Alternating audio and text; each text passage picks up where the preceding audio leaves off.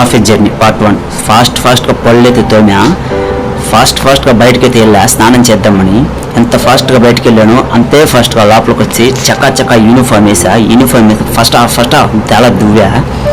నా అడుగులు ఇంకా మెట్ల వైపు అయితే వేసాగినాయి. మెట్ల నుంచి రోడ్డు వైపు నుంచి బస్ స్టాండ్ వైపు అద్దుకో ఎదుగు అనుకునే లోపల బస్ కోసం వేస్తే వెయిటింగ్లో ఉన్నా. సో వెయిటింగ్లో ఉండే టైంలో ఫైనల్గా మన బస్సు అయితే రావడం జరిగింది. బస్సు అయితే చాలా ఖాళీ ఉంది.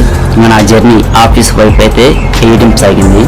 సో ఈరోజు అయితే పిచ్చి టెన్షన్లో ఉన్నా, ఎందుకంటే వర్క్ ఏముంటుందో తెలియదు కాబట్టి. ఒక పక్క భయం, ఆఫీస్కి ఎక్కడ లేట్ అవ్వద్దో అని. అంతలోపు లైట్గా ట్రాఫిక్ జామ్ అయితే అవ్వలేదు. ఫైనల్గా మన ఆఫీస్కి అయితే రీచ్ అయితే అవ్వాం.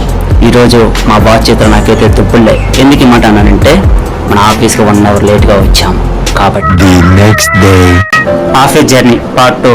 ఆల్రెడీ మనకు 1 అవర్ లేట్ అయింది కాబట్టి సెకండ్ టైం లేట్ కావద్దని ఫాస్ట్గా అయితే రెడీ అయ్యి ఫాస్ట్ ఆఫీస్ పైకి అయితే అడుగులు సాగాయి. సో ఆల్రెడీ మనకు 1 అవర్ లేట్ అయినందుకైతే ఫుల్ కోటింగ్ అయితే ఇచ్చాడు. మేము నెక్స్ట్ టైం లేట్ కావద్దని గట్టిగా వార్నింగ్ ఇచ్చాడు. సో సెకండ్ టైం లేట్ కావద్దని ఫాస్ట్గా అయితే బయలుదేరా.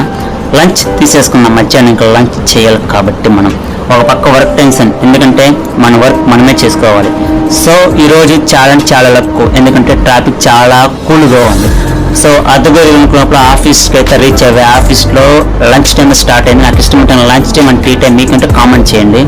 ఫాస్ట్గా లంచ్ కంప్లీట్ చేసా. ఫాస్ట్గా అయితే వర్క్ అయితే వెళ్ళా. ఫాస్ట్గా వర్క్ కంప్లీట్ చేసుకొని స్మైల్తో బయటకి అయితే రావడం జరిగింది.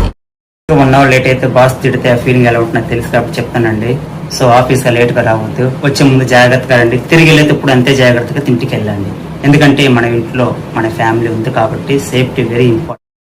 ఆఫీసే హాలిడే, మన ఇంట్లో కాదు. సో ఈరోజు నా డే ఇంట్లో సాగింది అనమాట. సో నాకు ఒక పని అయితే మా మేడం శాంతి ఇచ్చాను. పని ఏంటో తెలుసా? Ta-da, vegetable cutting. సో నీకు అలా పని లేదు పాటలేదు కదా, నో ముస్లిం వెజిటేబుల్ కట్ చేయండి. సో వెజిటేబుల్ కటింగ్ చేస్తున్నా, చూడొచ్చు మీరు. సో రోజు ఆఫీస్లో ఈ చేతితో ఫైల్ చూసే నేను ఇప్పుడు టమాటోలు చూడాల్సి వస్తుంది, ఎర్రగడ్డలు చూడాల్సి వస్తుంది.